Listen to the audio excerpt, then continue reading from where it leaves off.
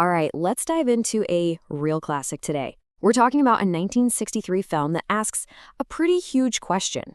What does it really mean to build something that matters? It all kicks off when a simple request to fix a leaky roof in the middle of nowhere spirals into this incredible journey of faith, community, and, well, some serious personal transformation. And really, that's the whole story right there. This is the heart of it all, this clash of two incredibly strong-willed people that, believe it or not, ends up building something amazing, both literally and, figuratively. So where does our story kick off? Well, like a lot of good stories, it starts with a car problem. A guy is just trying to find some water for his overheated engine, but this one little stop in the Arizona desert, it's about to change his entire life. Okay. So let's set the stage. First up, we've got Homer Smith. He's a handyman, a drifter, a guy just living by his own rules, passing through. Then you have Mother Maria, the incredibly tough leader of a group of nuns who fled East Germany. And where do they meet? On this remote, struggling farm where, honestly, faith is about the only thing they have. You can just feel the tension brewing already, right? One of the first things that happens is a classic case of culture clash. There's this language barrier. The nuns barely speak any English. So when Homer says his name is Smith, they hear it and just start calling him Schmitz, which is, of course, the German version. It's a funny little moment, but it's really the first step in creating this very, very unlikely bond. So Homer rolls up thinking, okay, one day, fix a roof, easy money. But Mother Maria, she has very different plans. She's convinced he's been sent by God for a much bigger project, to build them a chapel. And just like that, a simple repair job blows up into this enormous, seemingly impossible challenge. And this is where things get really interesting. You have to ask, why would a guy who's just passing through even consider this? Well, it's because this challenge sparks something deep inside him. See, buried way down, Homer has this secret dream of being an architect. So for him, this isn't just about building a chapel for some nuns. It's a chance to build a piece of his own soul, to find a purpose he didn't even know he was looking for. But as you can imagine, these two are not exactly on the same page. This is the central conflict of the whole story. Homer, the craftsman, wants to build a masterpiece. He wants perfection, the best materials, his vision.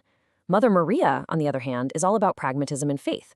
She needs a house of God, and she'll build it with whatever donated supplies she can get her hands on.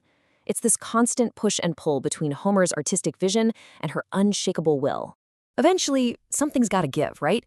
The tension just keeps building. Homer's not getting paid. He's clashing with Mother Maria's stubbornness. He just gets completely fed up. He walks off the job, leaves the half-built chapel behind, and gets the heck out of town. But the thing is, he just can't shake it. He comes back, a little worse for wear, and this is the turning point. Because what started as one guy's reluctant project starts to become a mission for the entire community. Suddenly, it's not just Homer's chapel anymore. And you can see this beautiful progression. It starts with just Homer, all by himself, then the local community, seeing his dedication, starts pitching in, donating supplies they can barely spare. Before you know it, they're not just giving materials, they're giving their time, their labor. And Homer, this lone wolf, finds himself at the center of it all, the respected leader of this incredible community project. And this is how you know he's changed. He's not just some drifter anymore. His skill, his leadership, it earns him genuine respect from everyone, even a professional contractor who at first just blew him off. He's not just building a chapel, he's building a whole new reputation, a new identity for himself. And somehow, against all the odds, with donated bricks, help from the whole community, and just the sheer force of two stubborn wills, they do it.